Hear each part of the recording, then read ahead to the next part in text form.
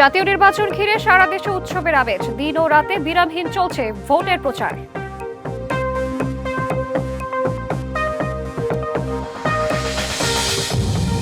ন্যায়ভিত্তিক দেশ গড়ার আকাঙ্ক্ষা পূরণে হ্যাঁ ভোট চাইলেন জামায়াতের আমির।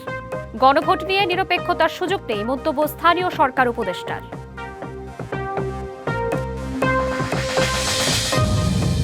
দুই দশক পর নির্বাচনী প্রচারণায় যোগ দিতে চট্টগ্রামে যাচ্ছেন তারেক রহমান। আগামীকাল পলো গ্রাউন্ডে জনসভা।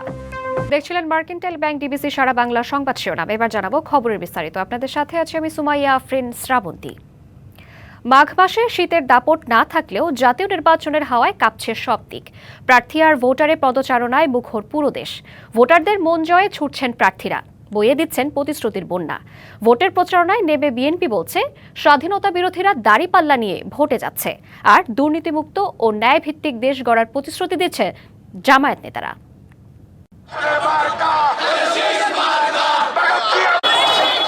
চট্টগ্রামে জমজমাট প্রচারণা চালাচ্ছেন বিভিন্ন দলের প্রার্থীরা। আগ্রাবাদ এলাকায় গণসংযোগ করেন বিএনপির প্রার্থী আমির খসরু মাহমুদ চৌধুরী। তুলে ধরেন দলের দেয়া প্রতিশ্রুতি, ফ্যামিলি কার্ডের গুরুত্ব। স্বৈরাচার বিদায় করে স্বাধীন দেশ গড়ার দল বিএনপি কোনো বিদেশি শক্তির সাথে আঁতাত করে দল ক্ষমতায় যাবে না বলেও মন্তব্য করেন তিনি। বাংলাদেশের মানুষ খুব ভালো করে জানে বিএনপি হচ্ছে বাংলাদেশের স্বাধীন সার্বভৌম বাংলাদেশের পক্ষের প্রধান শক্তি। কারোর সাথে কোনোদিন কম্প্রোমাইজ করে নাই, আগামী দিনও করবে না।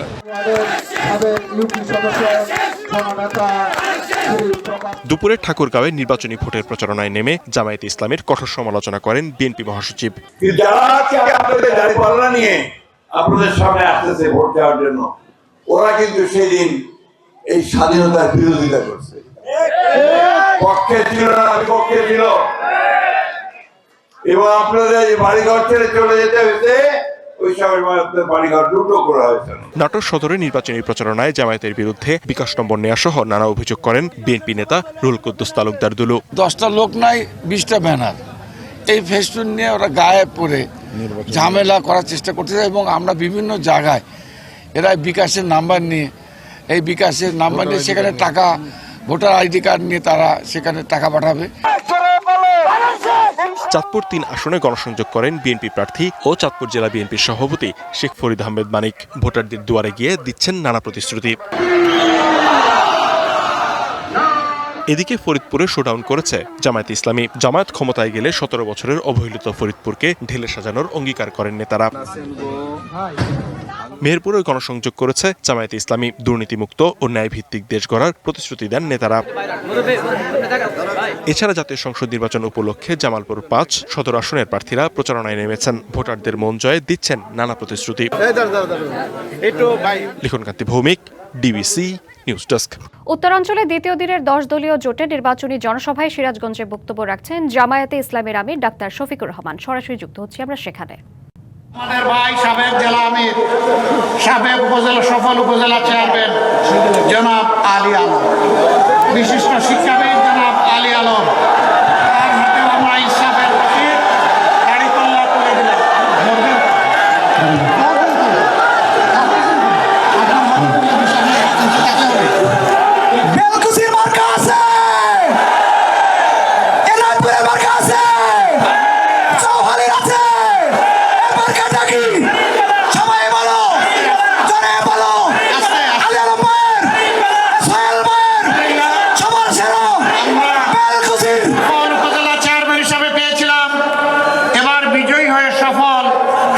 সদস্য হিসেবে পাবো ইনশাআল্লাহ। সর্বশেষ আমরা সিরাজগঞ্জ 6 আসন, এটা হলো কোনটা? হ্যাঁ, শাহজাদপুর উপজেলা নিয়ে, একটা উপজেলা নিয়েই গঠিত একটা আসন। এটি হচ্ছে সিরাজগঞ্জ 6 আসন। এখানেও আমাদের একজন ভাই জামাতে ইসলামীর দিন রাত উঁচু নিচু মাটিকে সমতল করেছেন, কিন্তু তিনিও সংগঠনের সিদ্ধান্ত মেনে নিয়ে ত্যাগ কুরবানি স্বীকার করেছেন। মহান আল্লাহর দরবারে দোয়া করি আল্লাহ তার মর্যাদা বাড়াই দিন। এখানে আমরা যার হাতে তুলে দিচ্ছি তার নাম হচ্ছে সাইফ মোস্তফা, তার প্রতীক হচ্ছে শাপলা কলি। দেখেন না কত সুন্দর। হ্যাঁ, এরা চেয়েছিল পুরো শাপলাটাই। ইনশাআল্লাহ এই কলি নিয়ে পাশ করে শাপলা হয়ে ফুটবে ইনশাআল্লাহ। এবং সিরাজগঞ্জ শাহজাদপুরের মানুষের পক্ষে বলিষ্ঠ কণ্ঠস্বর হয়ে সে বাংলাদেশের জাতি এবং দেশের খেদমত করবে। আপনারা তার জন্য দোয়া করবেন। আমরা এই 6 জন ভাইকে, একজন মৌলানা রফিকুল ইসলাম খান, তার এলাকায় তার হাতে ইনশাল্লাহ আমরা উঠাই দেব, তিনি এখানে নাই, চলে গেছেন। আপনাদেরকে অসংখ্য ধন্যবাদ, আপনারা মূল্যবান সময় কুরবানি করে এখানে এসেছেন। দুটো কথা আপনাদেরকে শেষমেশ অনুরোধ করব, ময়দানে অনেকেই নির্বাচনী বক্তব্য নিয়ে নামবেন, অনেকে তাদের রুচি অনুযায়ী কথা বলবেন, আমাদেরকে সমালোচনা করবেন, আমাদেরকে গালি দিবেন। মেহেরবানি করে কেউ আপনারা কাউকে অপর কাউকে গালি দিবেন না। আমাদের মা বাবা আমাদেরকে ভদ্রতা শিখিয়েছেন।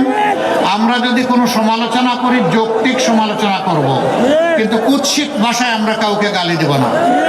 2 নম্বর, আমাদের এই ঐক্যের সূচনায় একটা ইসলামী দল আমরা একসাথে ছিলাম। যে কোনো কারণেই হোক, আজকে আমাদের ভাইয়েরা আমাদের সাথে নাই। যাদেরকে জীবনে একবার ভাই বলেছি, ইনশাল্লাহ তারা ভাই হয়ে থাকবেন। তারা চলে যাওয়ার পরে তাদের প্রতি সম্মান প্রদর্শন করার সামান্য আমরা চেষ্টা করেছি।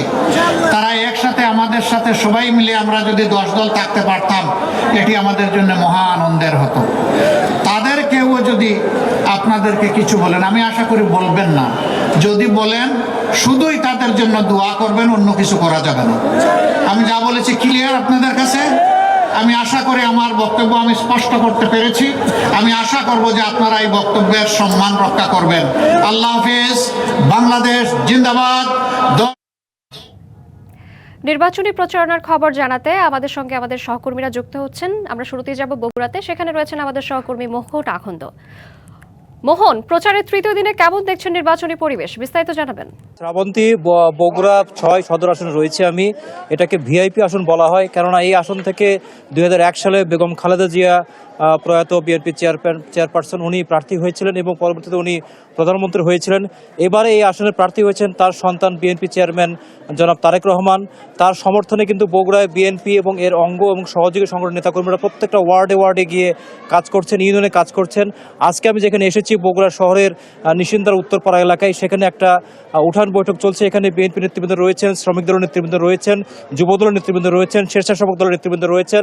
তারা কিন্তু এখানে কথা বলছেন এবং এখানে স্থানীয় নেতারা বলছেন যে বগুড়ায় ইতিপূর্বে 2001 থেকে 6 পর্যন্ত বিএনপি ক্ষমতায় ছিল, কিন্তু উন্নয়ন কাজে তদারক কিন্তু তারেক রহমান করেছিলেন। তারেক রহমান কি সুবিধা দিয়েছেন, এখানে গ্যাস পাইপলাইনে গ্যাস এনেছেন, উনি হাসপাতাল করেছেন, এইসব যে নাগরিক সুবিধামূলক তৈরি করেছিলেন, সেই কথাগুলো কিন্তু নেতাকর্মীরা বলছেন। এবং তারা আবারও বলছেন তারেক রহমানকে ভোট দিলে আগামীতে তিনি প্রধানমন্ত্রী হবেন এবং বগুড়ার উন্নয়ন নিশ্চিত হবে। তো এই বিষয়ে আমি কথা বলার জন্য এখানে রয়েছেন বগুড়া শহর বিএনপির সভাপতি। আমি তার সঙ্গে একটু কথা বলবো, তাদের যে নির্বাচনী প্রচার সেই সম্পর্কে তিনি একটু বলবেন, যদি একটু বলতেন আপনি। বিসমিল্লাহির রহমানির রহিম। ডিবিসি নিউজকে ধন্যবাদ। আসলে আজকে আমরা অত্যন্ত আনন্দিত যে শহীদ রাষ্ট্রপতি জিয়াউর রহমানের উত্তরসূরি জনাব তারেক রহমান বগুড়া 6 আসন থেকে নির্বাচন করছেন। এই কারণে আমরা সকলে বগুড়াবাসী, বিএনপি সহ সকল অঙ্গ সহযোগী সংগঠন আমরা কৃতজ্ঞ এবং আমরা আরও ধন্য যে আমাদের নেতাকর্মীরা যারা বিভিন্ন এলাকায় বাড়ি বাড়ি যাচ্ছে, সাধারণ মানুষের কাছে, মহিলাদের কাছে, তারা নিজের থেকে বলছে আমরা তো ভোট দিবই, সঙ্গে আমরা ভোট চাবো। তো এটা আমরা আসলে আনন্দিত। আজকে শহীদ রাষ্ট্রপতি জিয়াউর রহমানের উত্তরসূরি জনাব তারেক রহমান ভোটে দাঁড়াইছে বিধায় সাধারণ ভোটাররা ভোট চাচ্ছে, এটা আমাদের সৌভাগ্য। আগামী দিনে যে আমরা মনে করি 12ই ফেব্রুয়ারি নির্বাচনে বগুড়া 6 আসন থেকে শহীদ রাষ্ট্রপতি জিয়াউর রহমানের জন্মস্থান হিসেবে, বিএনপির বৌদ্ধভূমি হিসেবে আমরা পরিচিতি লাভ করেছেন। এই নির্বাচনে আমরা বগুড়াবাসী 6 আসন থেকে জনাব তারেক রহমানকে সর্বোচ্চ ব্যবধানের ভোটে আমরা জয়লাভ করে। আমরা এবার শুনবো স্বেচ্ছাসেবক দলের সভাপতি আছেন সরকার মুকুল, তার সঙ্গে শুনবো একটু। জি, ধন্যবাদ আপনাকে। আপনারা জানেন যে আমাদের ভাই, আমাদের এলাকার সন্তান, বগুড়ার পূর্ণভূমির যার জন্ম, যার পিতার জন্ম, তার জন্ম এখানে, সে আমাদের বারবার আপনারা জানেন বগুড়া সদর আসন থেকে আমাদের গণতন্ত্রের মা বেগম খালেদা যে সর্বোচ্চ ভোট পাচ্ছিল। এখানে রয়েছে মোটর শ্রমিক সভাপতি মিটুল, তার কাছে শুনবো একটু। আসসালামু আলাইকুম। টোটাল বগুড়াবাসীর পক্ষ থেকে আসলে ডিবিসিকে ধন্যবাদ জানাচ্ছি। বগুড়ার নির্বাচন যেটা হচ্ছে, জনাব তারেক রহমান এখানকার প্রার্থী সদরের, এখানে আসলে নেতারা কেউ নির্বাচন করতেছে না, সাধারণ মানুষ নির্বাচন করতেছে। সাধারণ মানুষ। ধন্যবাদ। আপনি শুনছিলেন শ্রাবন্তী যে তারা বলছেন যে নেতাকর্মীরা সাধারণ জনগণই তারেক রহমানের পক্ষে ভোট করছেন। তো এই ছিল এখান থেকে নির্বাচনী সমাবেশের খবর। শ্রাবন্তী। মোহন, আপনাকে ধন্যবাদ। নির্বাচনী প্রচারণার আরো খবর জানাতে বরিশাল থেকে যুক্ত হচ্ছেন সহকর্মী জিয়াদ মাহমুদ। জিয়াদ, প্রচারের তৃতীয় দিনে কেমন দেখছেন নির্বাচনী পরিবেশ এবং ভোটাররা কি বলছেন?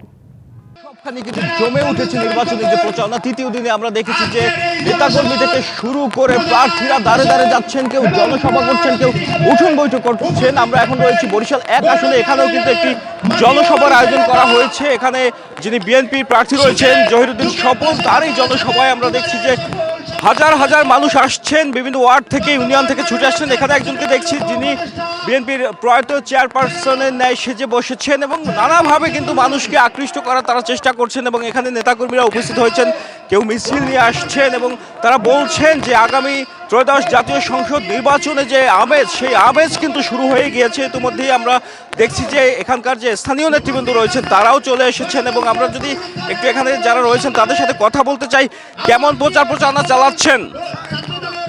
প্রচারণা কেমন চলছে? আলহামদুলিল্লাহ, আমাদের বরিশালে 1 আসনের নির্বাচনী প্রচারণা খুব সন্তোষজনক চলছে। কোনো ধরনের শঙ্কা আছে কিনা, কোনো ধরনের অসুবিধা সমস্যা রয়েছে কিনা আপনাদের এই প্রচারণাকে ঘিরে?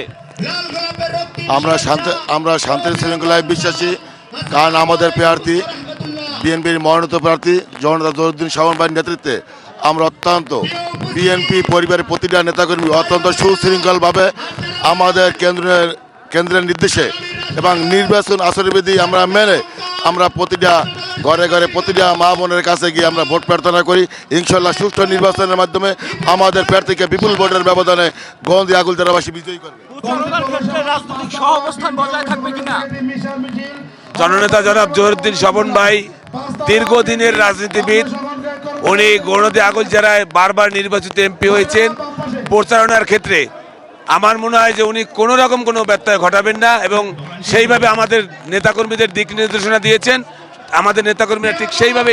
আপনাকে আমি যদি একটু দেখাই, একের পর এক মিছিল নিয়ে এখানে নেতাকর্মীরা ছুটে আসছেন, তারা স্লোগান দিচ্ছেন, মানে মুখর করে ফেলছেন যে নির্বাচনী পরিবেশ, সেই পরিবেশ কিন্তু এখন একটা উৎসবের আমেজে রূপ নিয়েছে। শুধু বরিশাল 1 আসন নয়, বরিশালের যে 6টি আসন রয়েছে, বিভাগ জুড়ে যে 21টি আসন রয়েছে, সব স্থানে প্রার্থীরা কিন্তু মাঠে নেমেছেন, ভোটারদের দাঁড়ে দাঁড়ে যাচ্ছেন এবং ভোট কামনা করছেন। এবং একটি কথা, এখানকার যারা ভোটার থেকে শুরু করে সাধারণ মানুষ রয়েছেন তারা বলছেন যে নির্বাচনের ক্ষেত্রে, প্রচারণার ক্ষেত্রে যেন সুষ্ঠু পরিবেশ বজায় থাকে এবং সংঘাতহীন একটি নির্বাচন অনুষ্ঠিত হয়, এমনটি কামনা করছেন তারা। এতটুকুই ছিল বরিশাল থেকে আমার কাছে। জিয়াদ, আপনাকে ধন্যবাদ। ন্যায়ভিত্তিক বাংলাদেশ গড়ার আকাঙ্ক্ষা পূরণে সবার কাছে হ্যাঁ ভোট চাইলেন জামায়াতে ইসলামের আমির ডাক্তার শফিকুর রহমান। একই সঙ্গে 54 বছরের বস্তা পচা ব্যবস্থাকে ভাসিয়ে দেওয়ার আহ্বান জানান তিনি। বলেন, বাংলাদেশের উপর আর কারো কোনো খবরদারি চলবে না। শনিবার সকালে রংপুরের পীরগঞ্জে জুলাই আন্দোলনে নিহত আবু সাইদের নিজ গ্রামে তার কবর জিয়ারতের মধ্য দিয়ে শুরু হয় জামায়াতে ইসলামের 10 দলীয় নির্বাচনী ঐক্যের তৃতীয় দিনের নির্বাচনী প্রচারণা। জামায়াত প্রধান বলেন, 5ই আগস্টের পর অন্যরা দুর্নীতি করলেও জামায়াতে ইসলামী কোনো চাঁদাবাজি, সন্ত্রাস, টেন্ডারবাজি বা কোনো মামলা বাণিজ্য করেনি। সমাজের চাবি নেতৃত্ব আমরা তোমাদের হাতে তুলে দিয়ে আমরা পিছন থেকে তোমাদেরকে শক্তি যোগাবো। তোমরা তৈরি হও, আগামী নির্বাচনে তোমাদের ভোটের প্রতিফলন হোক। তোমরা তোমাদের পছন্দ মতো ভোট দিবা যুবকরা, কেউ যেন তোমাদের ভোট নিয়ে কোনো ধরনের হেলাফেলা করতে না পারে। এরপর গাইবান্ধা SM সরকারি হাই স্কুল মাঠে নির্বাচনী জনসভায় যোগ দেন জামায়াতের আমির। আবু সাইদ বাংলাদেশকে পরিবর্তন করে দিয়ে গেছে। অতীতের সব বস্তা পচা কর্মকাণ্ড ভাসিয়ে দিয়ে আগামী নির্বাচনে হ্যাঁ ভোটের পক্ষে জোয়ার তোলার আহ্বান জানান জামায়াতের আমির। যুদ্ধ করেছেন 71 সালে একটি ন্যায় ইনসাফ সাম্যের, একটি নিরাপদ বাংলাদেশ দেখার জন্য। তাদের সেই আকাঙ্ক্ষা পূরণ হয় নাই। আপনাদের কাছে আমরা লজ্জিত। এবার যেন সেই আকাঙ্ক্ষা পূরণ হয়। আল্লাহ, বস্তা পচা অতীতের 54 বছর যেই ব্যবস্থা শাসকদেরকে দুর্নীতিবাজ, চাঁদাবাজ, দখলবাজ, মামলাবাজ, হত্যাকারী, খুনি, ধর্ষক এবং আয়নাগরের নায়ক নায়িকা বানায়, তা পরিবর্তন করে দেওয়ার জন্য আমরা হা ভোট দেব ইনশাআল্লাহ। বাংলাদেশের উপর আর কোনো খবরদারি চলবে না। কোনো বন্ধুত্বপূর্ণ রাষ্ট্রের সাথে শত্রুতা নয়, বরং পাশের রাষ্ট্রের সাথে প্রতিবেশীমূলক আচরণ চায় তার দল, বলেন জামায়াতে ইসলামীর আমির। আল্লাহ তৌফিক দিলে তার উপরই ভরসা করে তা বাস্তবায়ন হবে ইনশাআল্লাহ। DBC news desk. গণভোট নিয়ে নিরপেক্ষতার কোনো সুযোগ নেই। যারা জুলাই অভ্যুত্থানের পক্ষে, জুলাই সনদ ও নতুন বাংলাদেশের পক্ষে, তারা সবাই হ্যাঁ ভোট দেবেন। বগুড়ায় জাতীয় সংসদ নির্বাচন ও গণভোট নিয়ে জেলা পর্যায়ের কর্মকর্তাদের সঙ্গে মতবিনিময়ের সময় এসব কথা বলেন স্থানীয় সরকার, পল্লী উন্নয়ন ও সমবায় উপদেষ্টা আদিলুর রহমান খান। গণভোটের পক্ষে সরকারি সকল কর্মকর্তা কর্মচারীকে প্রচার চালানোর আহ্বান জানান তিনি। সভায় জেলার সরকারি বিভিন্ন দপ্তরের প্রধানরা উপস্থিত ছিলেন। এর আগে বগুড়ায় জুলাই স্মৃতিস্তম্ভ ও শহীদদের কবরে শ্রদ্ধা জানান উপদেষ্টা আদিলুর রহমান খান। নিহতদের আত্মার মাগফিরাত কামনায় দোয়া করেন। 2 দশক পর নির্বাচনী প্রচারণায় যোগ দিতে আজ চট্টগ্রামে যাচ্ছেন বিএনপি চেয়ারম্যান তারেক রহমান। আগামীকাল 25শে জানুয়ারি ঐতিহাসিক পলো গ্রাউন্ড মাঠে মহাসমাবেশে অংশ নেবেন তিনি। এই সফর ঘিরে নেতাকর্মীদের মধ্যে বইছে উৎসবের আমেজ। দলীয় নেতাকর্মী ছাড়াও সাধারণ মানুষ মিলিয়ে 10 থেকে 15 লাখ জনসমাগমের আশা নেতাকর্মীদের। যুক্তরাজ্যে নির্বাসিত জীবন শেষে দেশে ফেরার পর ঢাকার বাইরে দ্বিতীয় এই রাজনৈতিক সমাবেশে যোগ দিচ্ছেন তিনি। তার সফর ঘিরে চট্টগ্রামের রাজনীতির মাঠ এখন সরগরম। মঞ্চ স্থাপনা সহ আয়োজন ঘিরে দফায় দফায় সার্বিক নিরাপত্তা কার্যক্রম তদারকি করছেন নেতারা। সমাবেশকে স্মরণীয় করতে প্রস্তুতির কমতি রাখছেন না তারা। পলো গ্রাউন্ডের সমাবেশের পর ফেনী, কুমিল্লার 14 গ্রাম, সুয়াগাজী, দাউদকান্দি ও নারায়ণগঞ্জের কাঁচপুরে নির্বাচনী সমাবেশে বক্তব্য রাখবেন তারেক রহমান।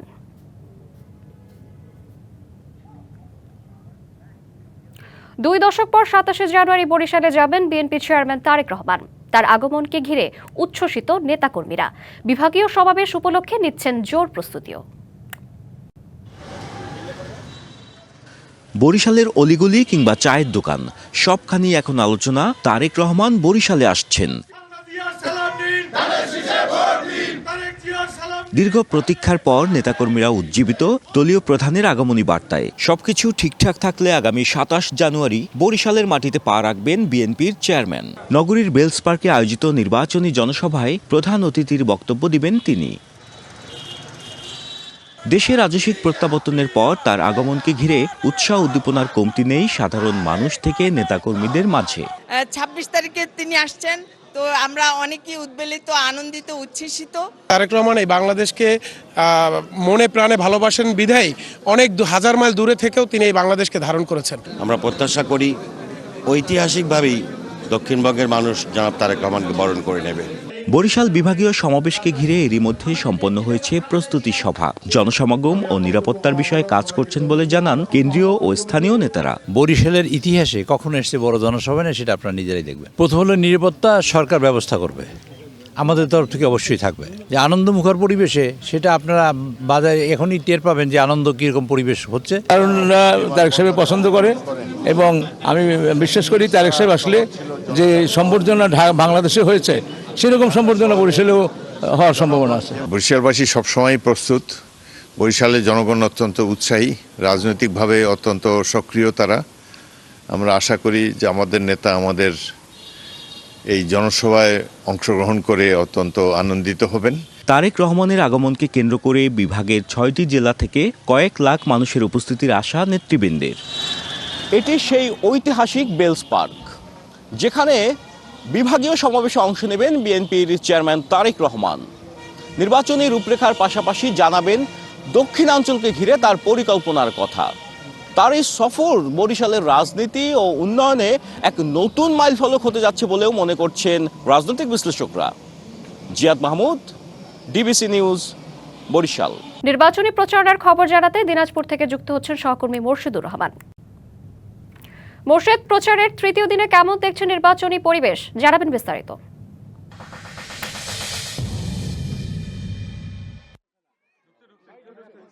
হ্যাঁ, আপনি জানিয়ে রাখি যে দিনাজপুরের আসলে 6টি নির্বাচনী আপনার আসন, এবং আমি যখন দাঁড়িয়ে আছি এটা হচ্ছে দিনাজপুর 5 আসন। এই 5 আসনে আপনার মোট ভোটার 4,77,000-এরও কিছু বেশি। বলে রাখি যে এখানে আসলে জামাতের নেতৃত্বাধীন যে 10 দলীয় জোট, সেখানকার একজন প্রার্থী এনসিপির, যিনি কেন্দ্রীয় যুগ্ম মুখ্য সমন্বয়ক ডাক্তার আব্দুল আহাদ এখানে তিনি প্রার্থী হয়েছেন। জামাতের যিনি প্রার্থী ছিলেন আনোয়ার হোসেন তিনি মনোনয়ন প্রত্যাহার করেছেন। তেনারা এখনও মাঠে ময়দানে আসলে নির্বাচনী প্রচারণায় ব্যস্ত আছে। আমি জানিয়ে রাখি এই আসনটি অত গুরুত্বপূর্ণ এই কারণেই যে এখানে বিএনপিরও কিন্তু একজন শক্তিশালী বিদ্রোহী প্রার্থী রয়েছেন, ফলে এই আসনে আসলে গুরুত্বটা অনেক বেশি। আমি একটু কথা বলতে চাই এখানকার যিনি এনসিপির যিনি প্রার্থী হয়েছেন অর্থাৎ 10 দলীয় জোটের প্রার্থী ডাক্তার আব্দুল আহাদ। আমি জানতে চাচ্ছি আপনার কাছে যে আপনি যেহেতু 10 দলীয় জোটের প্রার্থী, আপনি জামাতের আপনাকে এই আসনটি ছেড়ে দিয়েছে, আপনি জয়লাভের ব্যাপারে কতটুকু আশাবাদী এবং কেন মানুষ আপনাকে ভোট দিবে বলে মনে করেন? জি ধন্যবাদ। প্রথমে আমি আসলে আমার এলাকাবাসীর সবার পক্ষ থেকে আমি আমাদের জামাত ইসলামের যে প্রার্থী ছিল আনোয়ার হোসেন ভাই, তিনি আমার বড় ভাইয়ের মতো, উনি এখান থেকে উইথড্র করে আমরা একসাথে কাঁধে কাঁধ মিলিয়ে 10 দলীয় জোটের পক্ষে কাজ করছি এবং এই দিনাজপুর 5 আসন খুবই গুরুত্বপূর্ণ একটি আসন এবং এখানে আমরা যখন কথা বলছি ঠিক তখনই আমরা পাশ রাস্তা দিয়ে আসছিলাম, 2 রাস্তার পাশ দিয়ে দিগন্ত জুড়ে এখানে আলুর ক্ষেত, এখানে কৃষকরা আসলে আলুর ন্যায্য দাম পায় না। এখানে দেখলাম যে কোনো ইন্ডাস্ট্রি নাই, আলুর উৎপাদন খরচ 8 থেকে 10 টাকা, কিন্তু এটা বিক্রি হয় 12.5 টাকায়, কিন্তু এই আলুটাই আবার 5 টাকা কেরিং খরচ যদি ঢাকায় যায় 50 থেকে 60 টাকা এখন আলুর দাম চলছে। তাহলে কি দেখলাম যে মধ্যস্বত্বভোগী যারা আছে তাদের আসলে এই লাভের অংশটুকু অনেকটা চলে যায়, আমার কৃষকরা আসলে কিছু পায় না। তো আমরা বলতে চাই যে এই কৃষি প্রধান যে দিনাজপুর আছে, এই ইন্ডাস্ট্রি, এখানে কৃষি যদি আলুর কোনো ইন্ডাস্ট্রি বাজারজাত প্রসেসিং করার জন্য কোনো কোল্ড স্টোরেজ থেকে শুরু করে ফ্যাক্টরিগুলো করা হয়, বিভিন্ন পটাটো চিপস ফ্যাক্টরিগুলো করা হয়, তাহলে কর্মসংস্থান যেরকম হবে সেরকম এই কৃষকরা এখানে ন্যায্য দাম পাবে। পাশাপাশি এখানে সারের যে সিন্ডিকেট আছে, যে কীটনাশক সিন্ডিকেট আছে, এই সিন্ডিকেটগুলো আসলে যদি আমরা ভেঙে দিতে পারি, বিগত 54 বছর তো এই সিন্ডিকেটগুলো ভাঙার পক্ষে কেউ কাজ করে নাই। পাশাপাশি আমরা দেখেছি যে এখানে আমার যে প্রতিদ্বন্দ্বী প্রার্থী আছে, এই প্রতিদ্বন্দ্বী প্রার্থী বিএনপির 3 জন বিদ্রোহী প্রার্থী, আমরা 10 দলীয় জোট ঐক্যবদ্ধ হয়ে একসাথে কাঁধে কাঁধ মিলে কাজ করছি। পাশাপাশি তারা এখানে বিদ্রোহী হিসেবে দলের ভোটগুলো ভাগ হয়ে যাচ্ছে, তাই আমরা জয়লাভের ব্যাপারে আশাবাদী এবং আমরা একটি সুন্দর স্বাস্থ্য, শিক্ষা এবং কৃষিবান্ধব দিনাজপুর 5 করতে চাই।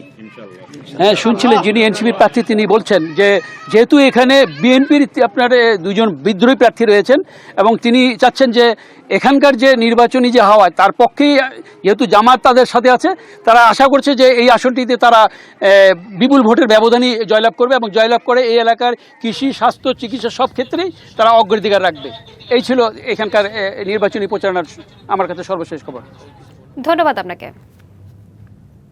ত্রয়োদশ জাতীয় সংসদ নির্বাচন ও গণভোট উপলক্ষে ঝিনাইদহের মহেশপুরে প্রিজাইডিং অফিসারদের প্রশিক্ষণ দেওয়া হয়েছে। সকালে মহেশপুর সরকারি ডিগ্রি কলেজ মিলনায়তনে প্রশিক্ষণের আয়োজন করে নির্বাচন প্রশিক্ষণ ইনস্টিটিউট।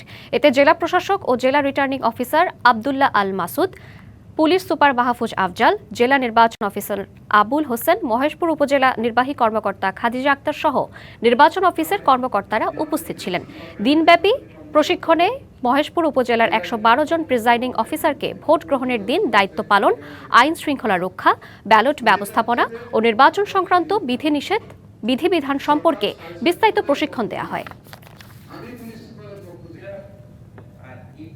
কক্সবাজারের সীমান্ত শহর টেকনাফে আইন শৃঙ্খলা পরিস্থিতি স্বাভাবিক রাখতে সতর্কতামূলক তৎপরতা জোরদার করেছে বাংলাদেশ নৌবাহিনী। নির্বাচনের সময় শান্তি ও নিরাপত্তা নিশ্চিত করতে টেকনাফ উপজেলায় নিয়মিত ফুড পেট্রোলিং ও নজরদারি কার্যক্রম পরিচালনা করছে নৌবাহিনী কন্টিনজেন্ট। দুপুরে টেকনাফ পাইলট উচ্চ বিদ্যালয়ের সামনে থেকে ফুড পেট্রোলিং শুরু হয়। এ সময় শাপলা চত্বর, বাস স্টেশন, ঝর্ণা চত্বর হয়ে উপজেলা শহীদ মিনারের সামনে পর্যন্ত টহল কার্যক্রম চালানো হয়। নৌবাহিনীর সদস্যরা পথচারী, সাধারণ জনগণ ও ব্যবসায়ী সম্প্রদায়ের সঙ্গে মতবিনিময় করেন এবং আইন শৃঙ্খলা পরিস্থিতি পর্যবেক্ষণ করেন। একই সঙ্গে সন্ত্রাস, নাশকতা ও অপরাধমূলক কার্যক্রম প্রতিরোধে সতর্কতামূলক প্রচারণা চালানো হয়।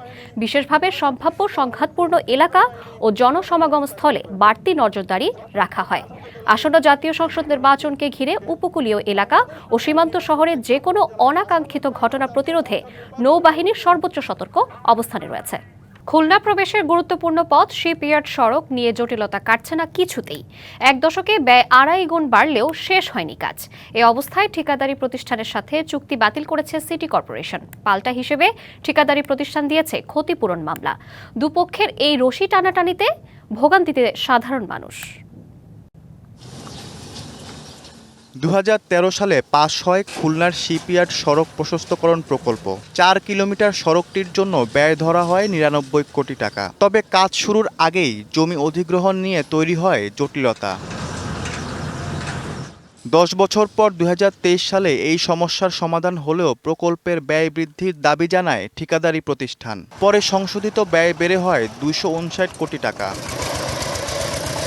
2022 সালের জানুয়ারিতে সড়কের কাজ শুরু করে মাহবুব ব্রাদার্স প্রাইভেট লিমিটেড। এরপর 3 দফায় বেড়েছে প্রকল্পের মেয়াদ। ঠিকাদারি প্রতিষ্ঠান উঠিয়ে নিয়েছে 71 কোটি টাকা, কিন্তু কাজ হয়েছে মাত্র অর্ধেক সড়কের।